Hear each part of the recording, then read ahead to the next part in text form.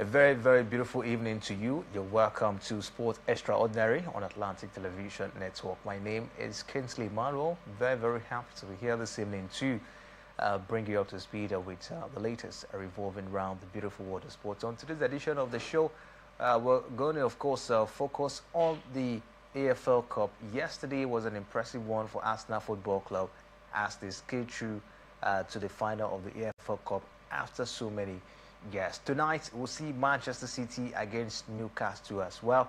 We'll take a look at that particular encounter as well as some other interesting stories revolving around the beautiful world of sports this evening. We'll take a break. When we'll return, we'll bring you all that you need to know revolving around the beautiful world of sports. We'll be right back.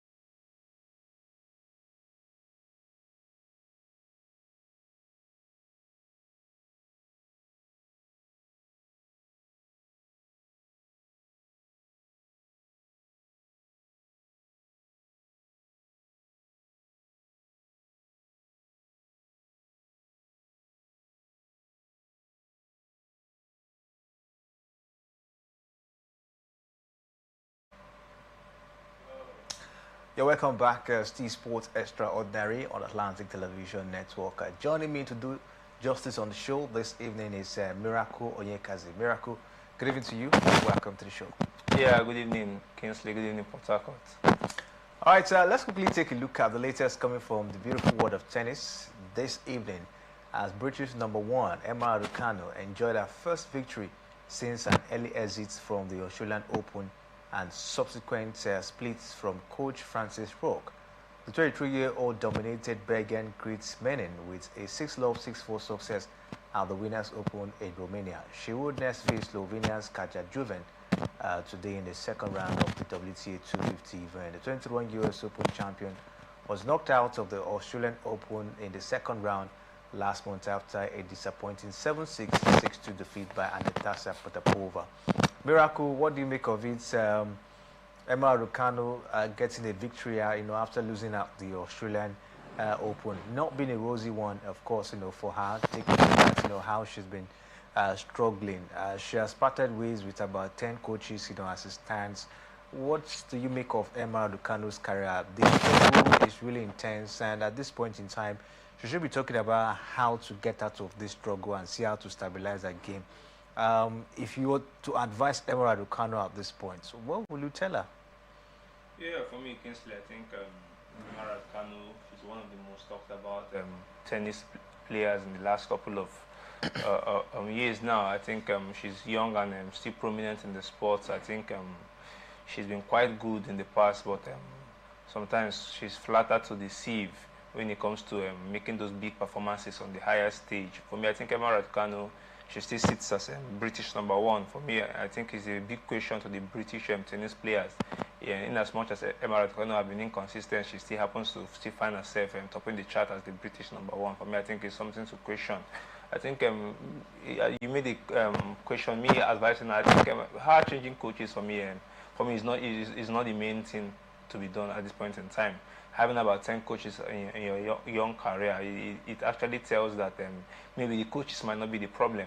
For me, I think Emma Raducanu should go back to the drawing board and work on her fitness and work on her performance level and make sure that she performs at the highest level when it comes to matter a lot in those Grand Slam tournaments. Let's not forget that this young player, she's a Grand Slam winner.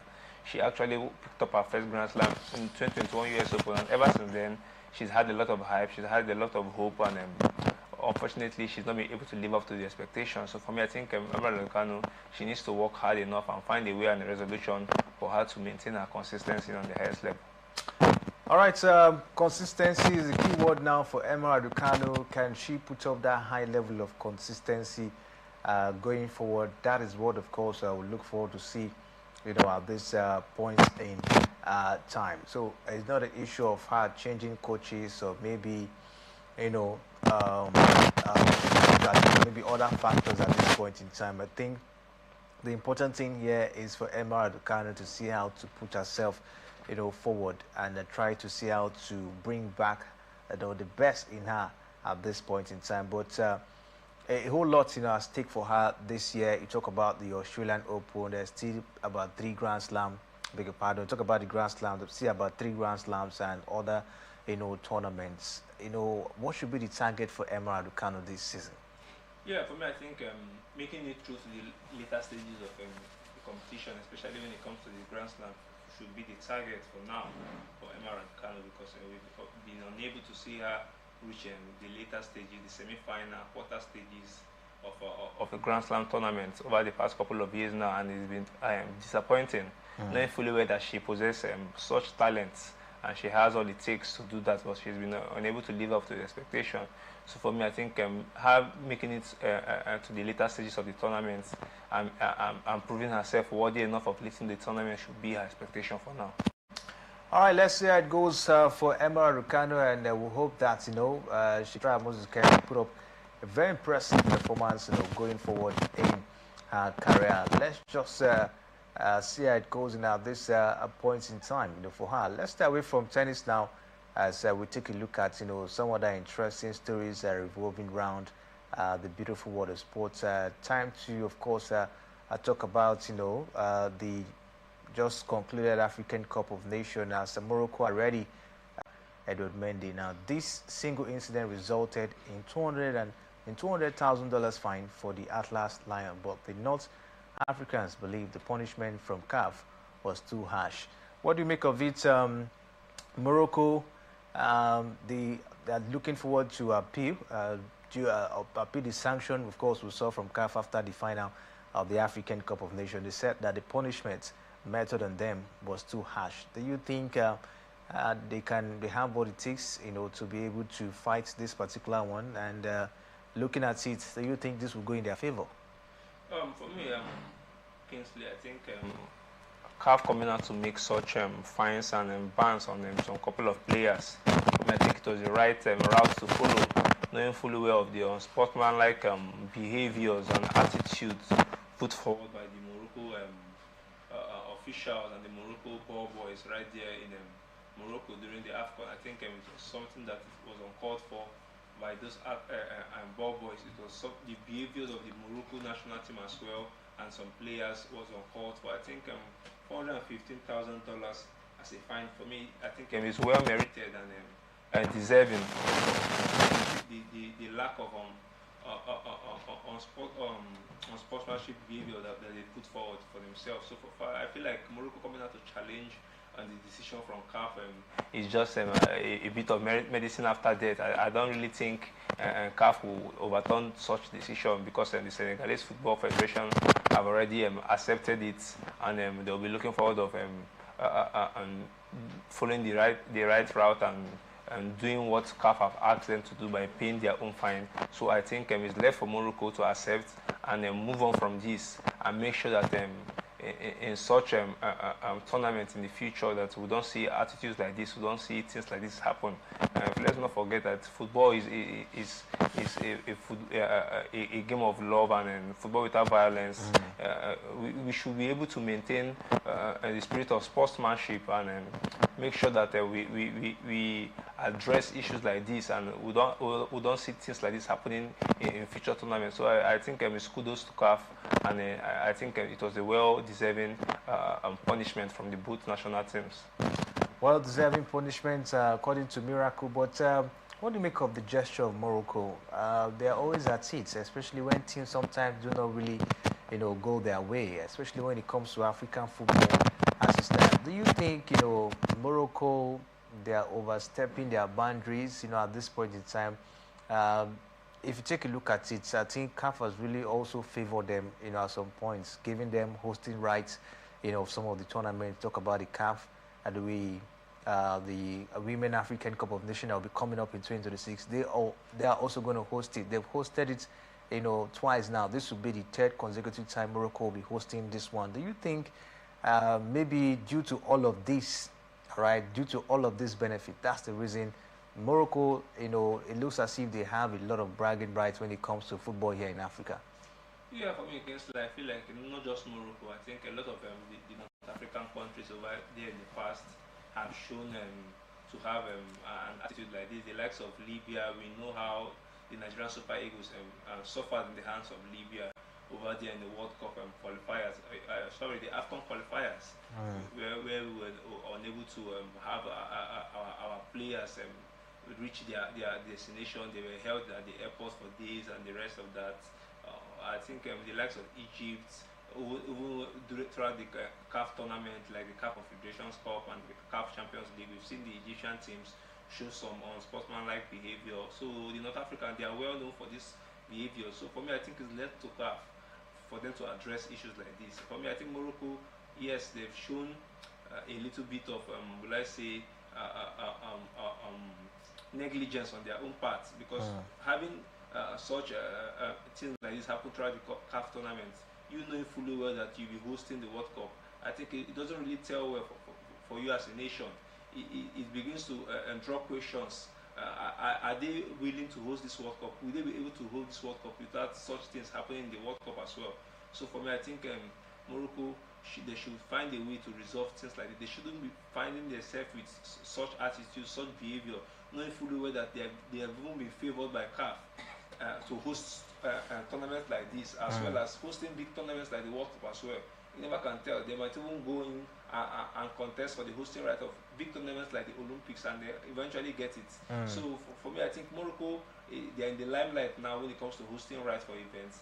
So they should start putting things in place and behaving naturally, behaving well, and not finding themselves in some unsportsmanlike behavior that doesn't sit right with football. For me, I think CAF really did well by themselves by putting in this. I think CAF is benefiting, from Morocco, looking at the fact that most of the tournament is being given to them to host. Is there anything CAF is benefiting at, at the moment from Morocco? Because I believe there are other African countries maybe that can possibly host some of these tournaments as well, or some of these events. Yeah, for me, I think is a give and take for me. I think in as much as CAF have been giving Morocco the hosting right, them themselves must have something that they've been benefiting from.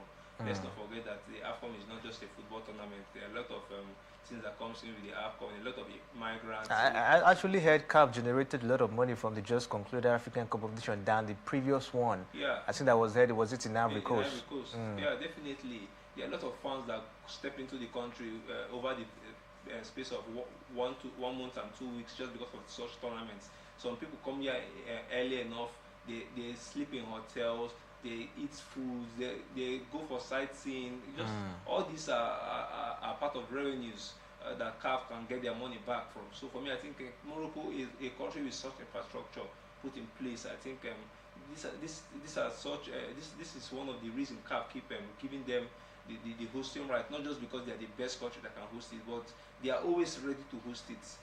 They are always ready. Anytime they are being called upon, they are always ready to host it. I listened to an interview by Patrick Mosepe. He said that Morocco, they are one of the few countries that are always ready. That some other countries shy away from hosting tournaments like this, not just because they can't host it, but because of the kind of money put in place to host it. So for me, I think the likes of Morocco are always ready, and CAF actually regain their money back with countries like Morocco hosting events like this. Taking a look at, how impactful and how profitable hosting the African Cup of Nations, because if Morocco could they would dole out about, if not over 200, was it $200 million or something in the just concluded African Cup of Nations.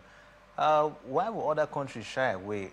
Of course, that is a means of maybe making money, internally generated revenue, of course, in the country. I think it's something other countries, should embrace. You can't tell me South Africa probably will run away from hosting. They have the facilities, all right? Even Egypt, to talk about as well. Ghana, Ivory Coast. Let's talk about Ivory Coast and Cameroon, because they hosted, I think, was it 2023 and 2020. yes. So for me, I think it's an opportunity for these countries to probably embrace the opportunity of hosting the African Cup of Nations. Why shying away at this point? Yeah, for me that's the big question. I really don't know what happened behind the scenes before this hosting rights are being given out. The likes of Morocco, I think they've earned most of the hosting rights in the last couple of years now. We've seen Ivory Coast, we've seen Cameroon host, but the big question is why is it that over the last couple of years Morocco still remain relevant and consistent in hosting? Yeah. It really tells a lot. Maybe there's something that the Morocco Football Federation is doing that other countries are not doing. So it's left to CAF to address this and really tell us the behind the scenes and what has been done by Morocco that actually gives them the edge over other countries in hosting tournaments. Let's see how it goes. And talking about hosting of tournaments, the 2027 AFCON this time around will not be hosted by Morocco. And we'll see how, of course, the likes of, I think, Tanzania, Uganda will be able to, and one other country as well. I think Kenya. Kenya, yes, will be able to put up, that one. Of course, we'll see AFCON taking to East Africa, and we'll see what comes up, right there. But the 2026 Women African Cup of Nations, of course, will be hosted in Morocco this year, and we'll see how that one, of course, will go down. Super Falcons are the defending champion of that one. How do you see them, of course, putting up their performance this time around? You think they still have what it takes to defend the title? Yeah, for me, I think going into the last tournament, the Super Falcons of Nigeria were not actually the favorites. We had the likes of Morocco Football Federation, we had the likes of the South African and the Football Federation being the favorites for them to win that particular one. But for me, I think I was quite surprised in the way the girls rally around themselves throughout the course of the tournament. Going into that final, I think I was a little bit scared of how they will compete against the Morocco team. But for me, I was quite impressed.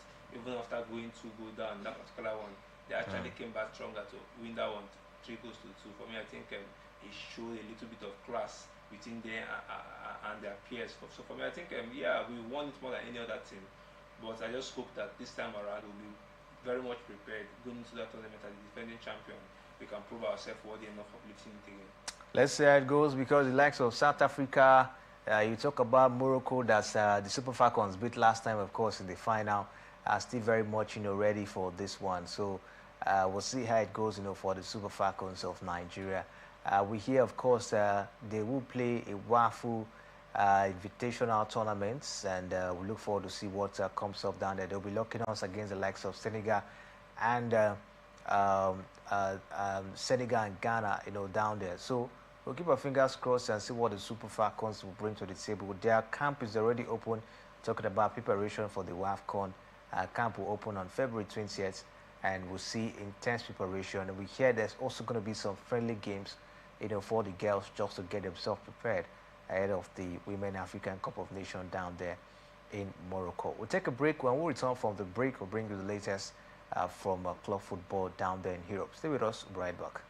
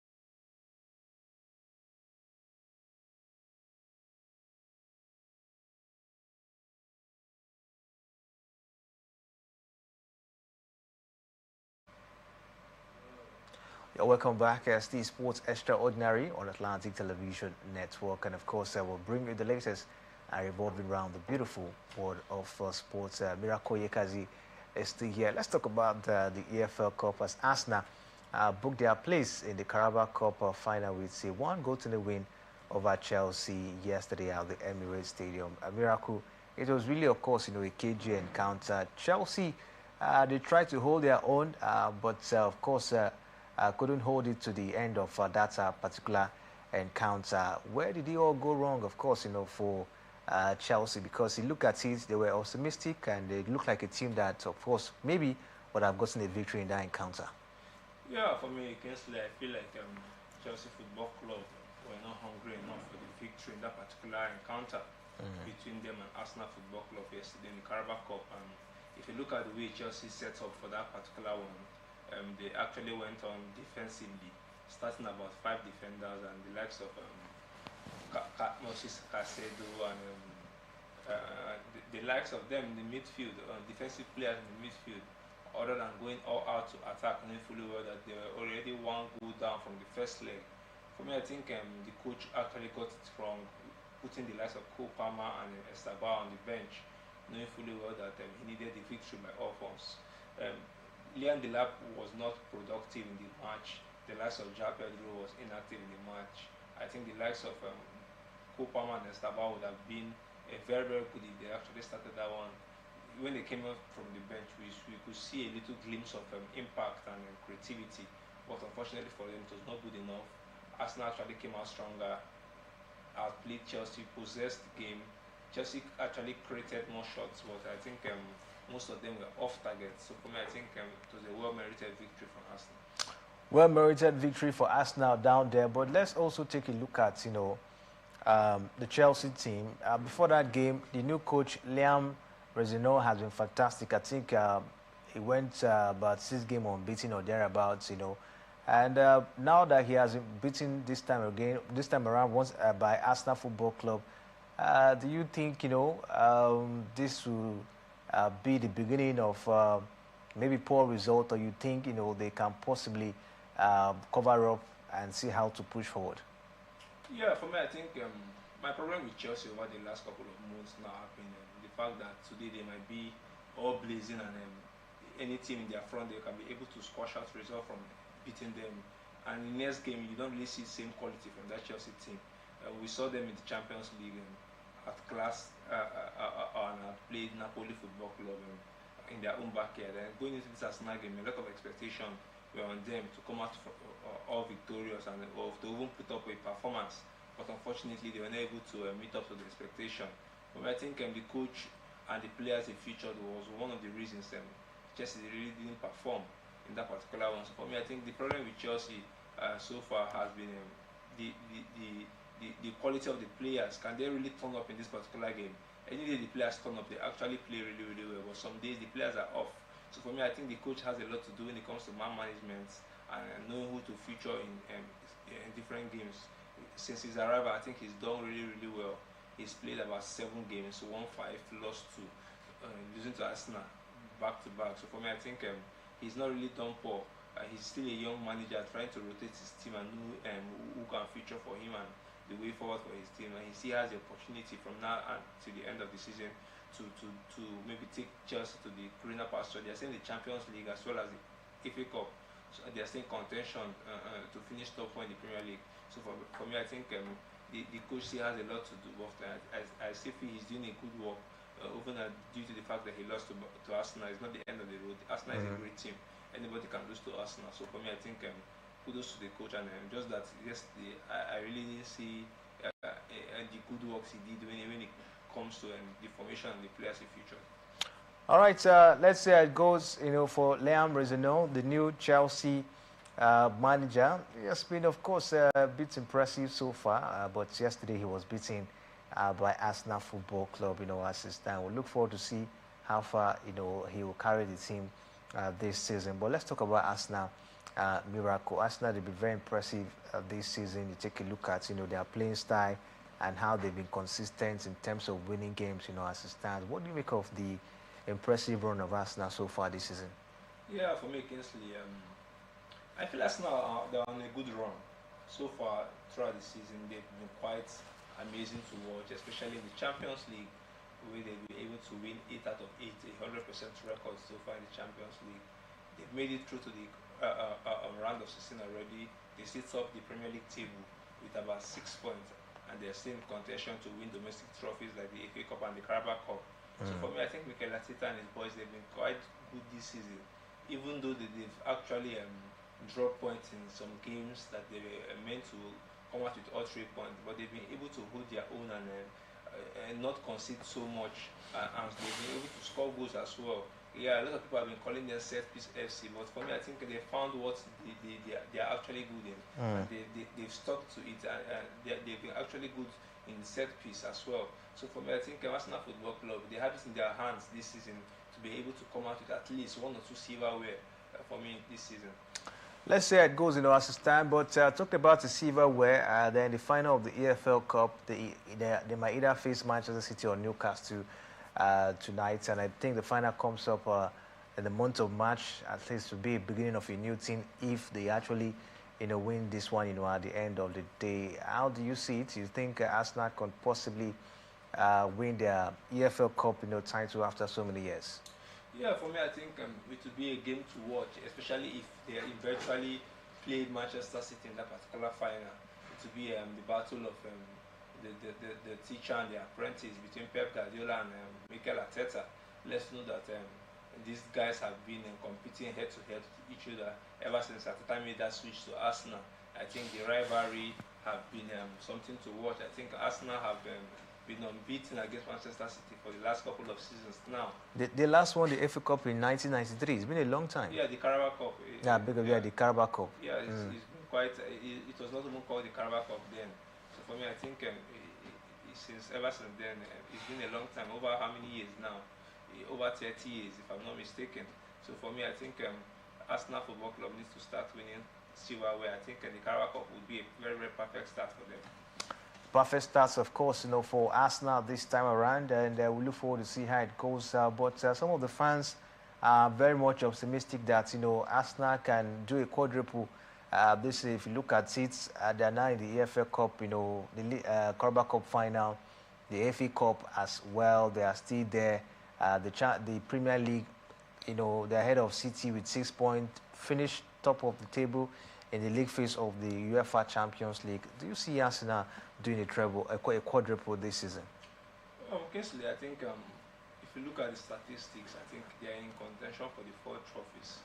But nevertheless, you look at the amount of games left so far this season. You know that between now and the end of the season, a lot can still happen. They can actually get knocked out from the Champions League as well as the FA Cup. They can still actually bottle the league, just 6 points. We've seen teams even top and lead for about 12 to 13 points and actually come out not winning the league at the end of the season. And let's not forget that Arsenal have actually done such in the past. So for me, I think winning 4 trophies there's a possibility, but for me it will be very, very difficult for Arsenal to win 4 trophies this season. I think they need a little bit of class and edge over the rest for them to showcase such dominance in Europe as well as in the domestic competition. If you look at it, they are the most informed team in Europe. They have informed more than even PSG that won it last time, informed more than Bayern Munich, informed more than Real Madrid. Like I mentioned, they finished the Champions League league phase at the top of the table. So you look at it, such a team should be able to stand a good ground of at least, if not clinching 4 of the titles, at least 3. They should be able to go home with about 3 titles. Yeah, as I've said previously, I think they still have the possibility of even winning all. But the big question is, can Arsenal maintain such consistency and dominance between now and the end of the season? Let's not forget that these are humans playing, they are not machines. They can have injury worries that can actually hamper us. Well, they have the squad depth now. Yeah, they do have squad depth, but let's not forget, it's not all about squad depth. Arsenal players over the past couple of months now have not been firing, but they've been finding a way to win games, and the likes of Bukayo Saka, the likes of Martin Odegaard, as well as Martinelli, Trossard, they've not been firing, they've not been scoring goals, but Arsenal have been finding a way to win games. So for me, maybe it's high time teams start finding a way of getting the result over Arsenal, and you never can tell what can happen from now to the end of the season. If these players maintain their form or if these players lose form. So for me, I think they have the advantage now of lifting one due to the fact that they've made it to the final of the Carabao Cup. I think that should be their main target for now. Lifting the Carabao Cup, then they can focus on the rest. Let's see how it goes, of course, for Arsenal Football Club. Can they do a quadruple this season? Their fans are very much optimistic that they can get the job done. So we look forward to see how it goes at this point. But tonight, it's going to be Manchester City against Newcastle on the other end, as City, of course, currently leading that one, 2-0. But Newcastle will be looking forward to overturn that result tonight. Will it be possible miracle? For me, it's football. I think Newcastle and Eddie Howe, they're a very, very fantastic team to watch. Even when they are losing, they still maintain the same style of play, the counter-attack, gegenpress. They still dominate when it comes to creating chances, even when they are losing. So for me, I think them going to that particular game against Manchester City, it will be a very, very highly contested game, and it will be good to see and watch as a neutral fan. For me, I want to see Newcastle qualify, but I think it will be very, very difficult. If they can happen to do that, it will be very, very fantastic from them, knowing fully well that they're defending champion of the competition. So going into that one this night, I think the Newcastle team will be a hard nut to crack for Manchester City, because I still feel like Pep Guardiola and his boys, due to the fact that they have a 2-goal lead, might just have the advantage. Pep and his boys might just, of course, get the advantage tonight, and we'll see how it goes. Though Manchester City, they've been beating consistent. I don't think they want to bring that inconsistency into this particular one, looking at the fact that it's a semi-final game, so they want to do everything they can to head down to the final and maybe play against, play against Arsenal Football Club. Let's start away from that now as we look at, some other results we saw yesterday. In the Italian Serie A, AC Milan beat Bologna by 3-0. And in the Copa del Rey, we saw, Albacete, they lost to Barcelona by 2-1. This was the same Albacete that ousted out Real Madrid from the competition. Yeah, I think the team from the lower division over there in Spain, they've shown a little bit of courage when it comes to playing Real Madrid and playing Barcelona back to back. They really held their own in that particular one. They were not outplayed, they were not outclassed, they were not whitewashed. They lost by 2-1 against Barcelona after actually outing out Real Madrid from the competition. I think they should have their heads high. I think they actually had a good run in the competition. And of course, in the DFB Cup, we saw Bayer Leverkusen beat St. Pauli. And talking about the Coupe de France, down there in France, Reims beat Le Mans 3-0. Marseille beat Rennes by 3-0. And today in the Carabao Cup, we told you that Manchester City will lock horns against Newcastle United. And in the Coppa Italia, second leg, we'll say Inter Milan against Torino. And it's going to be DFB Poker against the DFB Poker down there. We'll see hosting Kiel against Stuttgart. That's going to be a quarterfinal clash. In the Coupe de France, we'll see Lorient against Paris FC today. Lyon is going to be national against Laval, and we'll see Nice against Montpellier. Toulouse against Amiens, and Troyes against Lens. And talking about the man Pep Guardiola, the man has been talking to about. Keep our fingers crossed and see what comes up tonight against Newcastle United before we talk about Manchester City manager Pep Guardiola. Has been talking a whole lot about transfers. And Miracle, talking about transfers, Demola Lookman is now Atletico Madrid player and is looking forward to make his debut maybe this weekend with the side. What do you make of Demola Lookman joining Atletico Madrid? Yeah, for me, I think it's a fantastic transfer and a fantastic move for Demola Lookman and his camp. I think it was a move that I didn't see coming. I think the likes of Fenerbahce were the front runners to hijack him from that particular move. For me, I think immediately Atletico Madrid came and they were involved, I think Demola Lookman had to make that choice, and they actually made the choice of making that move to Spain. I think it's a fantastic transfer. This is the kind of move we love to see, not for our players going to lower division teams and teams that cannot have their own. For me, I think Atletico Madrid is a fantastic team, is a fantastic manager. They are past La Liga winners. They've competed in big competitions like the Champions League. So for me, I think it will be a massive one for Ademola Lookman. It will help him in his evolving and his growth as a footballer. I think the likes of Atlanta in the past have enjoyed from the services of Lookman. Let's not forget, in the last couple of years, he had about 40 goal contribution just for Atlanta alone. So for me, I think Ademola Lookman, this move is a perfect move for him.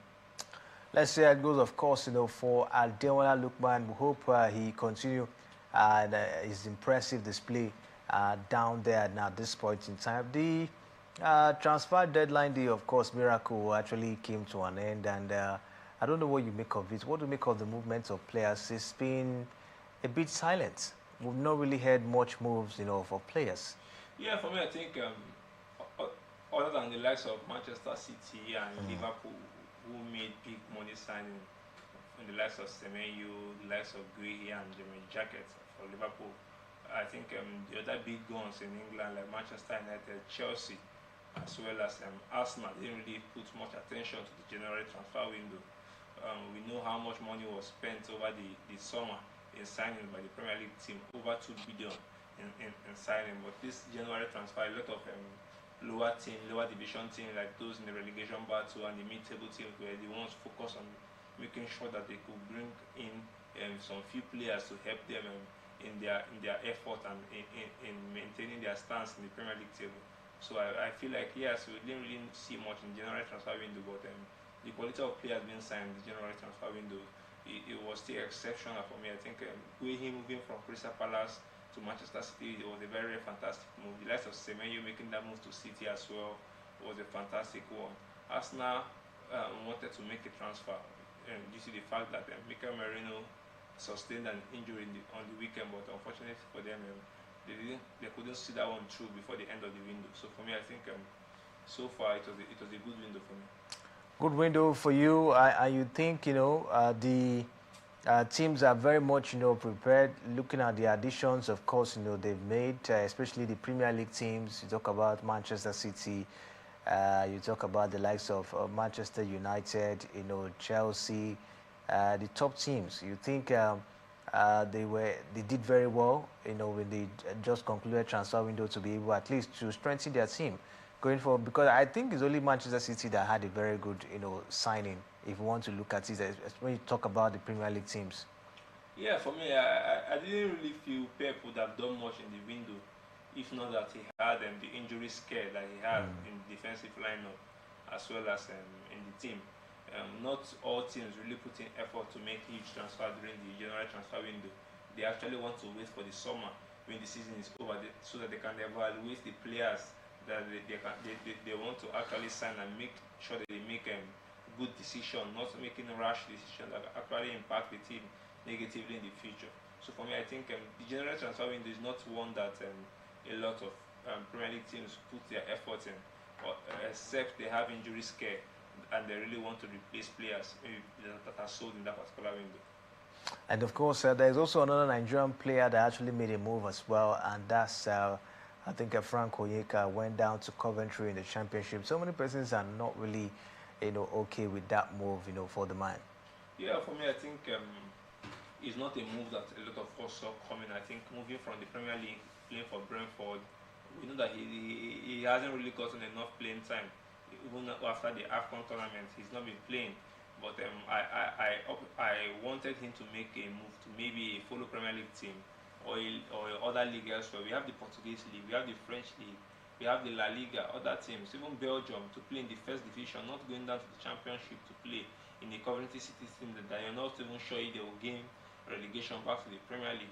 Yes, it's a low move, but for me, I think that move was not one that I would have